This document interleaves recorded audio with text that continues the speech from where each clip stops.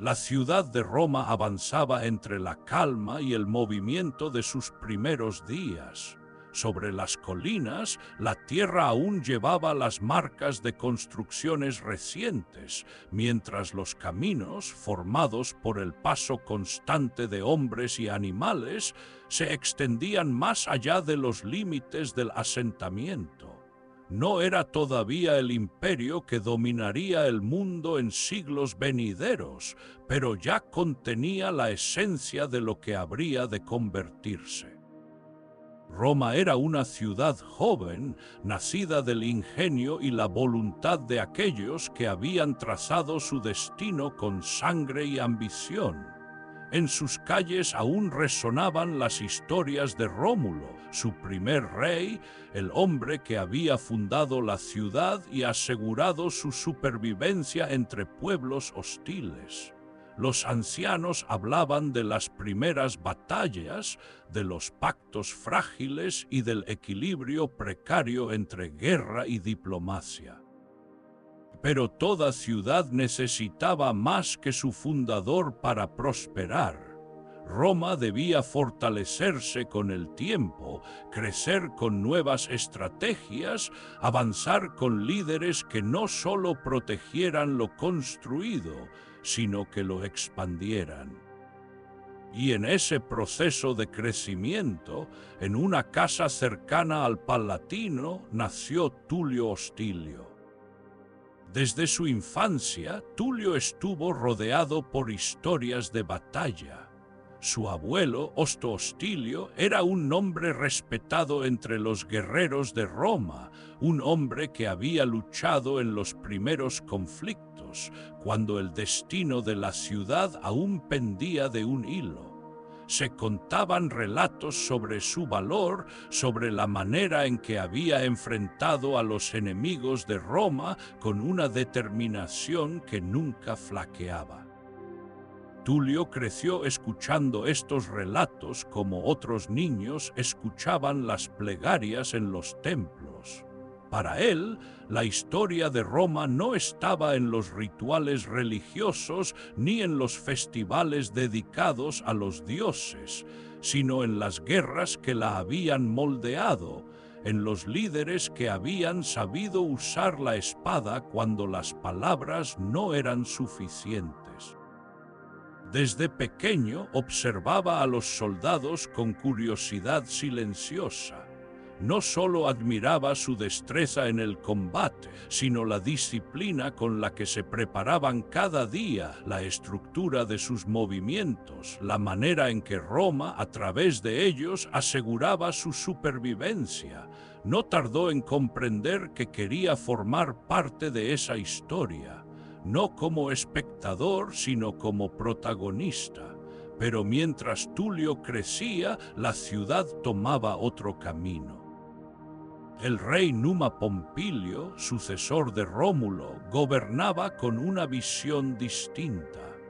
Para él, Roma debía consolidarse a través de la paz, fortalecerse con el respeto a los dioses, con la creación de templos y con la institucionalización de rituales que aseguraran la armonía entre el pueblo y sus protectores celestiales. Durante su reinado, Roma vio menos conflictos y más estabilidad. Los enfrentamientos disminuyeron, los pactos se reforzaron, la ciudad se convirtió en un centro de devoción y tradición. Pero Tulio no compartía esa perspectiva.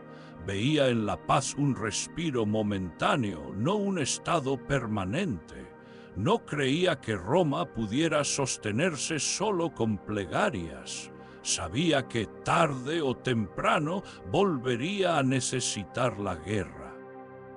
Mientras los sacerdotes hablaban de los sacrificios y los augurios, Tulio pensaba en los territorios más allá de Roma, en las ciudades que aún no reconocían su autoridad, en los enemigos que esperaban el momento adecuado para desafiar su supremacía. y aunque era joven, su espíritu estaba marcado por una certeza. Roma no podía depender de la paz. Roma debía expandirse.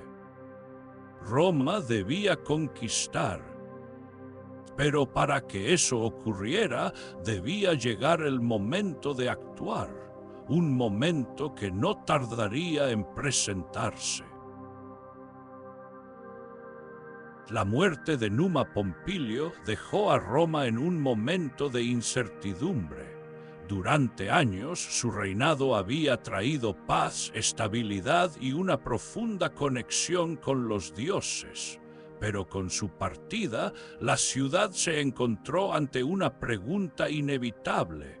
¿Debía continuar por el camino de la armonía o era momento de transformar su destino?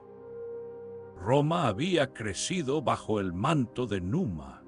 La devoción por los dioses se había institucionalizado, los templos se levantaban con solemnidad y los sacerdotes aseguraban que la voluntad divina guiaba el destino de la ciudad. Pero la paz, aunque valiosa, también podía debilitar la determinación de un pueblo. Cuando Numa fue enterrado con los ritos adecuados, el Senado se reunió para decidir el futuro.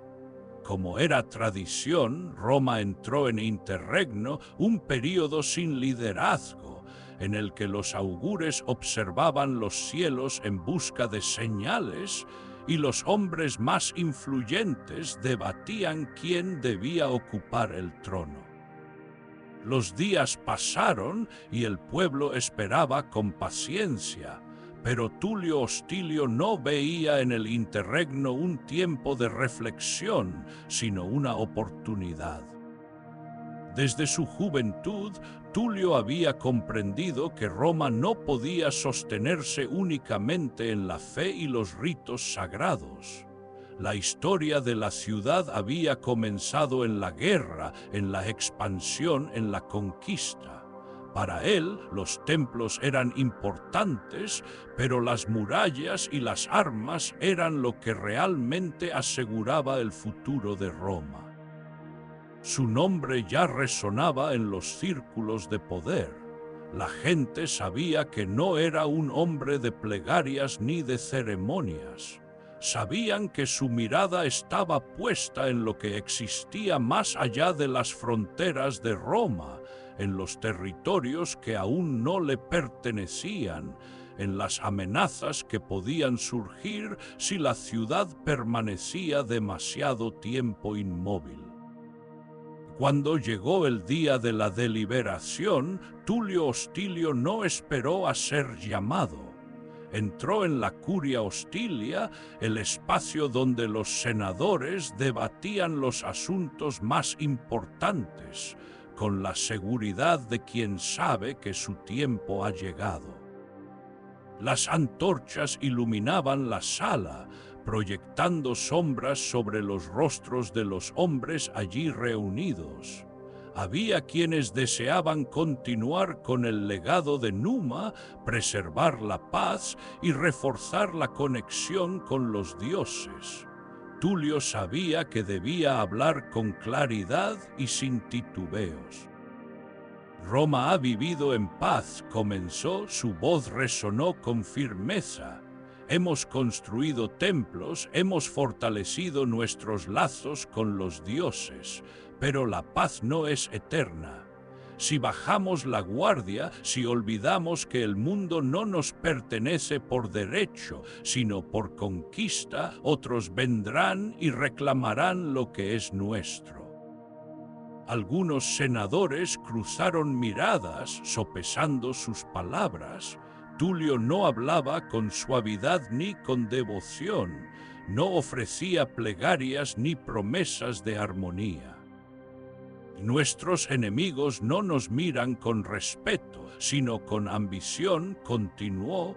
Alba Longa aún cree que nos gobierna en espíritu. Las ciudades vecinas nos observan con cautela, esperando el momento en que nuestra paz nos debilite. Pero Roma no debe ser recordada por su silencio. Roma debe ser temida por su fuerza. Las palabras quedaron flotando en el aire. Los sacerdotes presentes fruncieron el ceño, preocupados por lo que implicaba aquel discurso. Pero los hombres de guerra entendían lo que Tulio decía. La paz había sido beneficiosa, sí, pero ¿por cuánto tiempo podría mantenerse antes de volverse un peligro? El debate duró horas. Algunos argumentaron que la religión debía seguir guiando el futuro de Roma, que los dioses protegían a quienes honraban su voluntad. Otros reconocían la verdad en las palabras de Tulio. Roma debía fortalecerse no solo espiritualmente, sino militarmente. Al final, la decisión fue clara. El Senado eligió a Tulio Hostilio como el nuevo rey de Roma. Cuando la noticia se extendió por la ciudad, hubo quienes celebraron con entusiasmo, quienes vieron en ello el inicio de una nueva era. Otros, más cautelosos, observaron el cambio con inquietud. Sabían que el tiempo de los templos daría paso al tiempo de las batallas. Así terminó la época de la paz, así comenzó la era de la guerra.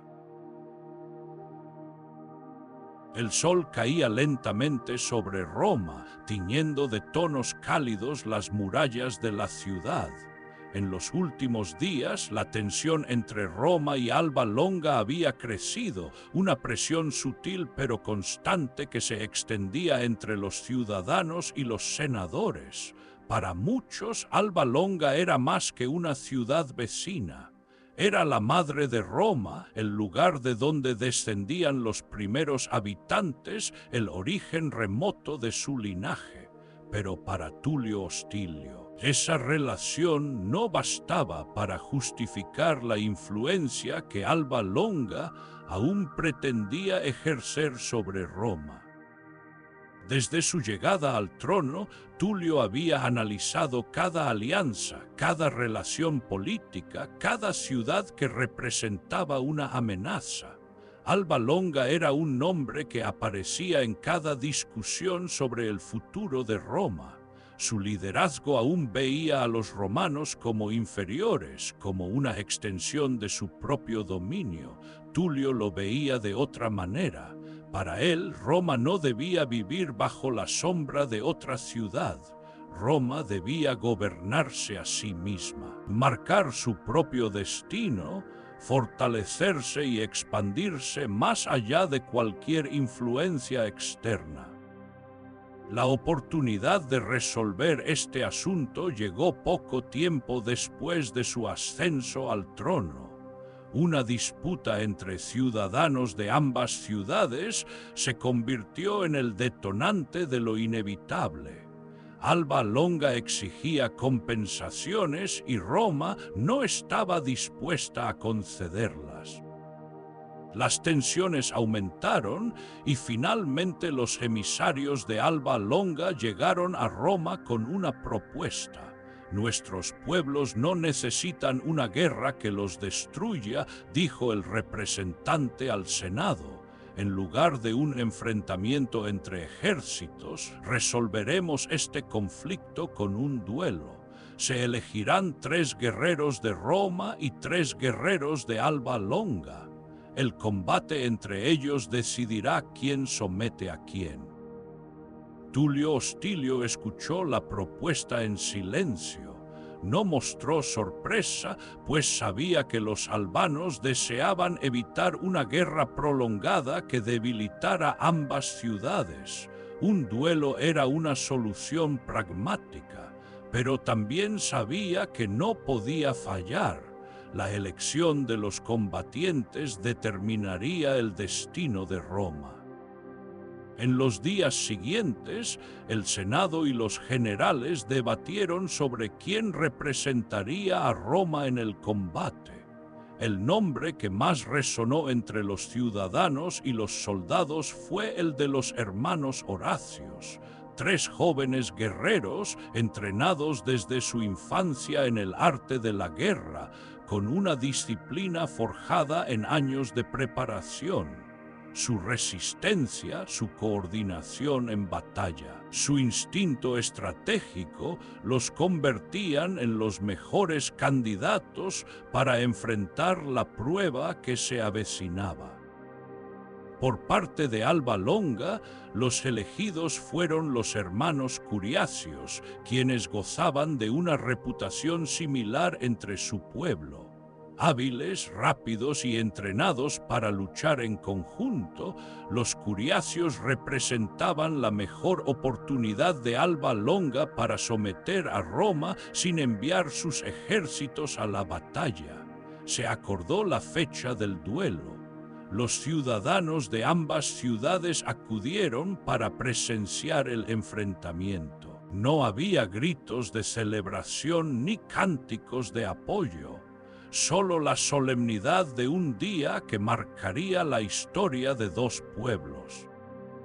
Los 6 combatientes se encontraron en el centro del campo de batalla. Se miraron por unos segundos, reconociendo en los ojos del adversario la determinación de un guerrero. Cuando la señal fue dada, las espadas se alzaron y chocaron en el aire. El combate comenzó con furia y velocidad. Los Horacios y los Curiacios se movían con precisión, atacando y defendiendo con la destreza de hombres entrenados en la guerra. Pero poco a poco, el duelo comenzó a inclinarse a favor de Alba Longa. Los Curiacios, moviéndose como una unidad, lograron abatir a 2 de los Horacios. Roma observó en silencio, temiendo que la derrota estuviera cerca. Quedaba un solo Horacio, 3 Curiacios contra un Horacio. Las probabilidades eran casi imposibles. Por un instante Roma contuvo el aliento. ¿Era este el destino de la ciudad? ¿Sería sometida a la voluntad de Alba Longa una vez más? Pero el último Horacio no se rindió. Sin previo aviso, cambió su táctica. En lugar de enfrentar directamente a sus enemigos, comenzó a retroceder. Corrió separándose de ellos. Los Curiacios, confundidos por su comportamiento, lo persiguieron sin pensar demasiado en su decisión. Y fue entonces cuando Horacio encontró su oportunidad. Los Curiacios, al perseguirlo, se separaron instintivamente. Ya no peleaban como una unidad perfecta. Horacio, ahora frente a un enemigo aislado, se giró rápidamente y derribó al primero con un golpe certero. El segundo intentó reaccionar, pero Horacio se movió con velocidad, esquivando su ataque y derribándolo también. El tercero, viendo a sus hermanos caídos, intentó defenderse con desesperación, pero estaba solo. Horacio lo abatió con un último golpe y el campo de batalla quedó en silencio. Roma había ganado. Alba Longa, sin más opciones, reconoció su derrota. Roma ya no era una ciudad sumisa a su antigua madre. Ahora era una ciudad que dictaba su propio destino. Tulio Hostilio recibió la noticia con la calma de un estratega. No celebró con gritos ni discursos efusivos. Sabía que esta victoria era solo el primer paso en la transformación de Roma. El futuro de la ciudad, a partir de este momento, sería decidido por su propia voluntad, no por la de otros. El conflicto con Alba Longa había terminado, pero la historia de Tulio Hostilio aún continuaba. Cuando Roma se alzó victoriosa sobre Alba Longa, Tulio Hostilio sintió que un nuevo capítulo se escribía en la historia de la ciudad. La madre de Roma había sido sometida y con ello cualquier duda sobre el dominio romano se disipaba. Ahora Roma era una potencia en ascenso, una ciudad que no seguiría órdenes ajenas, sino que dictaría su propio destino. En los días que siguieron a la victoria de los Horacios, Alba Longa aceptó la sumisión. Sus líderes rindieron tributo a Roma, sus soldados se mantuvieron en calma y la antigua ciudad fue integrada como aliada. Tulio Hostilio esperaba que la paz fuera el resultado lógico de este sometimiento, pero no tardó en darse cuenta de que esa paz era solo una ilusión. En el tiempo que Roma tomó para consolidar su control, otra amenaza surgió en el horizonte. Las ciudades de Veyes y Fidenas, enemigas tradicionales de Roma, comenzaron a movilizarse. Observaban la expansión romana con preocupación, conscientes de que si no actuaban pronto, Roma crecería lo suficiente como para aplastarlas. El conflicto era inevitable. Tulio preparó sus ejércitos y envió emisarios a Mesio Fufecio, el líder de Alba Longa. Roma requería el apoyo de sus nuevos aliados para enfrentar la amenaza de Veyes y Fidenas. Pero cuando las legiones romanas marcharon a la batalla, los soldados de Alba Longa no aparecieron. Tulio Hostilio observó el campo de guerra desde lo alto, esperando ver las filas de sus aliados avanzar junto a los romanos. Pero en su lugar, solo vio el polvo levantado por su propia caballería. Alba Longa los había abandonado. La traición de Mesio Fufecio se hizo evidente cuando sus tropas, en lugar de apoyar a Roma, permanecieron inmóviles sin intervenir en la batalla. No atacaron a Roma, pero tampoco se enfrentaron a Veyes y Fidenas. Esperaban ver quién ganaba antes de tomar una decisión. Era una estrategia cobarde, una táctica de oportunismo que Tulio Hostilio no estaba dispuesto a tolerar. A pesar de la ausencia de Alba Longa, Roma se alzó victoriosa sobre Veyes y Fidenas. Sus legiones demostraron su fortaleza, y cuando el enemigo fue derrotado, Tulio volvió su mirada hacia el verdadero traidor. Mesio Fufecio creyó que podía jugar en ambos bandos, que podía esperar a ver quién salía vencedor para luego alinearse con el lado ganador. Pero Roma no olvidaba y Tulio no perdonaba la traición. Cuando regresó a la ciudad, convocó a Mesio Fufecio ante los líderes de Roma. No hubo negociaciones, no hubo disculpas que pudieran reparar lo ocurrido. La traición tenía un precio. Tulio ordenó que Mesio Fufecio fuera ejecutado de manera brutal, desmembrado vivo por 4 caballos, como advertencia para cualquiera que intentara traicionar a Roma en el futuro. Pero la venganza no terminó ahí. Tulio no solo castigó al hombre que había traicionado a Roma, castigó a la ciudad entera. La orden fue dada y las legiones romanas marcharon sobre Alba Longa con un solo propósito: destruirla. Los soldados avanzaron entre las calles, derrumbando estructuras, incendiando casas, arrasando con todo lo que representaba la antigua ciudad. No quedaría nada. Sin embargo, Tulio hizo una única excepción. Cuando la destrucción terminó y las murallas de Alba Longa se desmoronaron, sus templos quedaron intactos. El rey sabía que no podía desafiar a los dioses.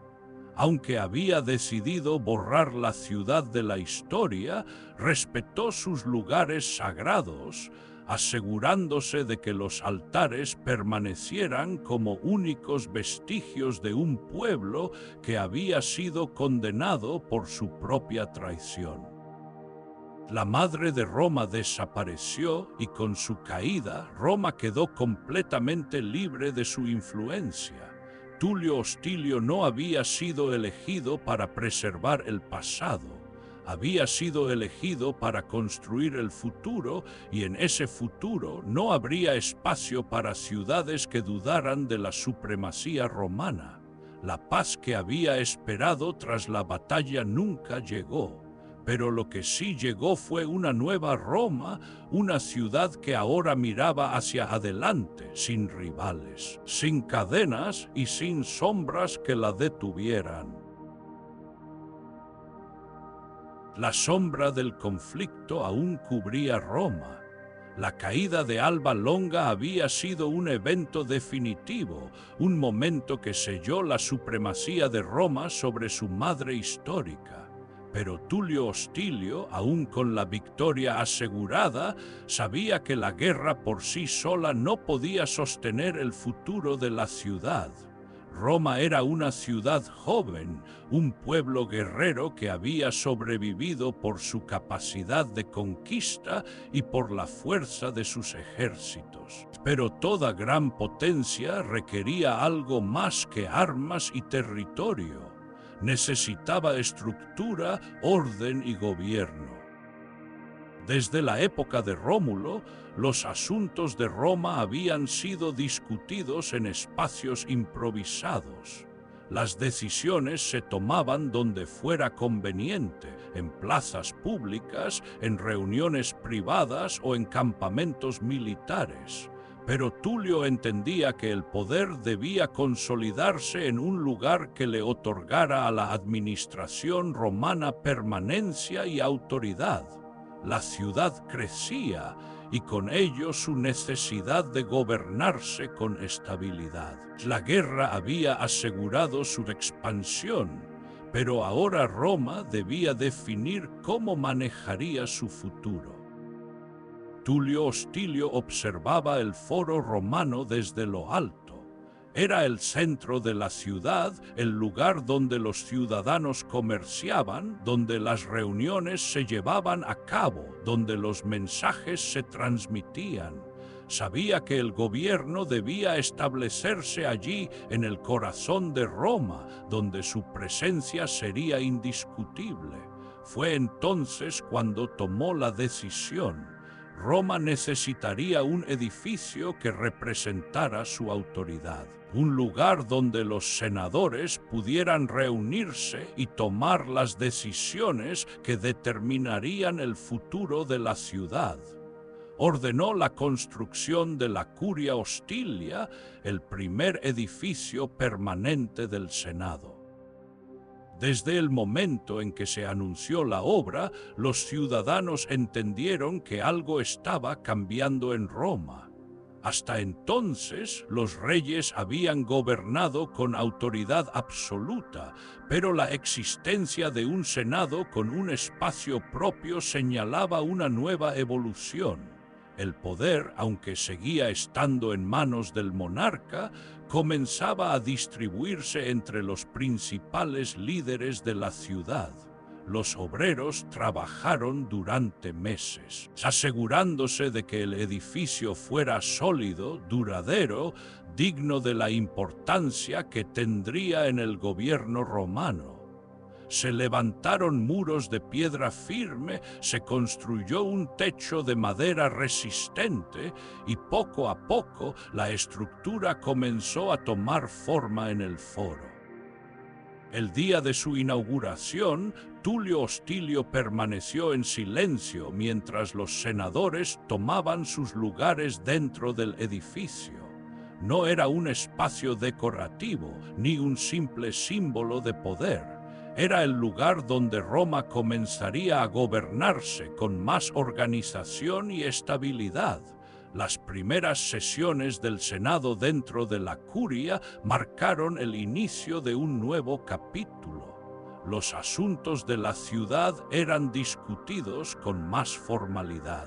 Las alianzas eran establecidas con mayor claridad y las decisiones sobre guerra y comercio eran deliberadas con mayor profundidad. El rey aún tenía la última palabra, su autoridad no había disminuido, Pero algo había cambiado en Roma. Ahora las decisiones no se tomaban únicamente en los palacios o en los campos de batalla.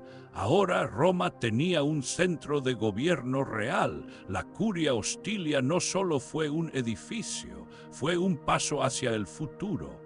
A partir de ese momento, Roma no solo se fortalecería con sus legiones, se fortalecería con sus leyes, sus estrategias y su capacidad de gobernar más allá de la voluntad de un solo hombre. Era un nuevo tipo de poder, uno que aseguraría la grandeza de Roma en los siglos venideros. Roma había cambiado. Ya no era la ciudad que miraba con cautela a sus vecinos ni el pueblo que debía demostrar su lugar en el mundo.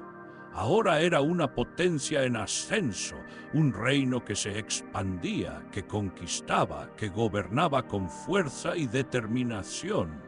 Bajo el reinado de Tulio Hostilio, las fronteras de Roma se habían extendido más allá de lo que cualquier ciudadano hubiera imaginado en generaciones pasadas. Sus ejércitos eran temidos, sus decisiones eran firmes y su gobierno se mantenía sin oposición. Pero algo en el aire comenzaba a cambiar. No fue un evento repentino ni un desastre inesperado. Fue una transformación lenta, insidiosa, una serie de pequeños cambios que, cuando se miraban por separado, parecían insignificantes, pero cuando se observaban en conjunto, sugerían algo mucho más inquietante. Las primeras señales llegaron con el clima. Las lluvias, que siempre habían caído en su tiempo debido, se volvieron irregulares. Las tormentas, que antes eran pasajeras, comenzaron a ser más violentas, más feroces, como si el cielo mismo estuviera furioso con la tierra. Los vientos soplaban con una fuerza inesperada, arrancando techos, derribando árboles y golpeando las murallas con una ira silenciosa. Las cosechas, que en años anteriores habían sido generosas, comenzaron a disminuir sin explicación aparente. Los campos de trigo daban menos grano, los frutales no producían con la misma abundancia y aunque los agricultores intentaban compensarlo con esfuerzo, el resultado era el mismo. Roma, que había gozado de estabilidad y prosperidad durante años, empezaba a sentir una presión invisible sobre sus tierras. Los ciudadanos hablaban con murmullos apagados, como si no quisieran aceptar lo que estaban viendo. Algo estaba mal y en los templos los sacerdotes ya lo sabían.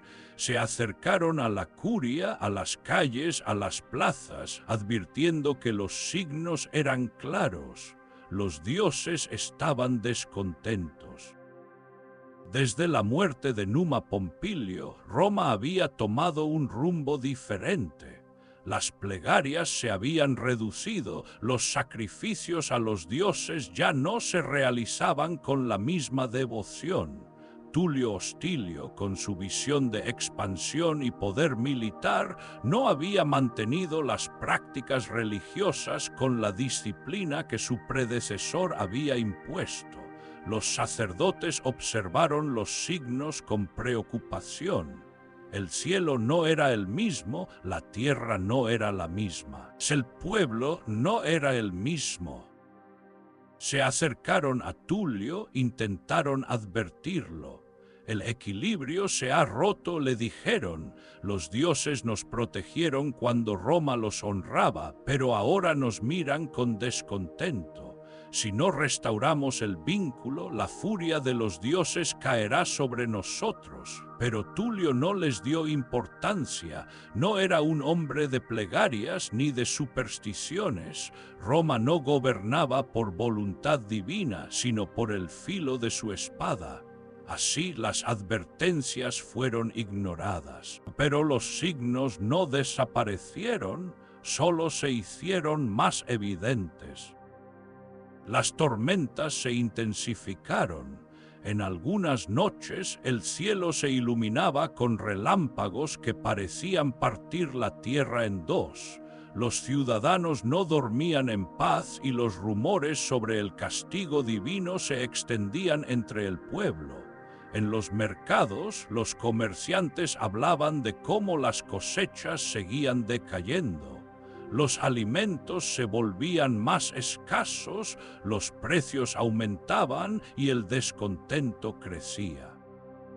Los ancianos, aquellos que aún recordaban el reinado de Numa Pompilio, susurraban entre ellos que Roma había cambiado demasiado, que su relación con los dioses ya no era la misma y que algo terrible estaba por suceder. Pero Tulio, aún observando estos eventos, no cambiaba de posición. Roma no se detendría por presagios, no cambiaría su rumbo por palabras de sacerdotes. Era la ciudad que conquistaba, no la que temía al destino. Y así la tensión se acumulaba, invisible pero presente en cada rincón de la ciudad, hasta que finalmente la ira de los dioses encontró su camino. El cielo sobre Roma había cambiado. Ya no era el mismo que había acompañado a la ciudad durante años de conquistas, ni el mismo que vio a Tulio Hostilio expandir su reino con la fuerza de la guerra. Ahora parecía más pesado, más oscuro, más inestable. Desde hacía meses los presagios inquietaban a los ciudadanos. Las tormentas eran más violentas, los vientos más fuertes y los campos menos generosos. Cada vez que un trueno resonaba en la distancia, los sacerdotes hablaban de señales divinas, de advertencias que el rey se negaba a escuchar. Tulio había gobernado con determinación, pero había olvidado algo esencial. Los dioses no podían ser ignorados. En sus últimos días, cuando la presión de los augurios alcanzó su punto máximo, Tulio empezó a cuestionarse si había cometido un error. Roma se había fortalecido, pero ¿a qué costo? Los sacerdotes hablaban de la ira de Júpiter, el dios que gobernaba desde lo alto, el que había observado en silencio cómo Roma crecía sin honrarlo como antes. Los más ancianos recordaban los tiempos de Numa Pompilio, cuando cada ceremonia se realizaba con precisión, cuando cada rito aseguraba la protección divina. Se dice que Tulio, en su desesperación, intentó reconciliarse con los dioses. Ordenó sacrificios, pidió a los sacerdotes que realizaran ceremonias y visitó los templos con una solemnidad que nunca antes había mostrado, pero el daño ya estaba hecho. La tormenta que se desató sobre Roma aquella noche fue la más feroz que la ciudad había visto en años. El cielo se iluminó con relámpagos que parecían partir el mundo en dos. Los vientos rugían entre las calles y las lluvias caían con una intensidad que inundaba los caminos y golpeaba las murallas como una maldición inevitable. Los ciudadanos permanecieron en sus hogares temerosos de salir, susurrando entre ellos que los dioses habían tomado su decisión. Roma pagaría por su descuido.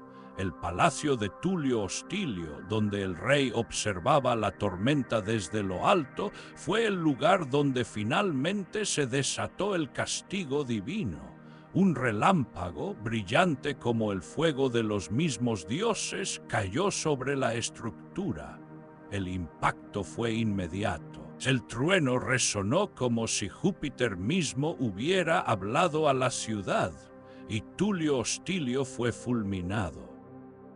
No murió en batalla, no cayó por la traición de un enemigo, ni por una guerra perdida. Su muerte vino desde lo alto, desde aquello que había ignorado durante todo su reinado. Con su partida, Roma vio el fin de una era. Su gobierno había llevado a la ciudad hacia la conquista, pero su desprecio por los dioses había sellado su destino. La historia de Tulio Hostilio quedó marcada no solo por su legado en Roma, sino por la advertencia que su muerte dejó a generaciones futuras. Por más fuerte que fuera Roma, por más territorios que conquistara, la voluntad de los dioses siempre debía ser respetada.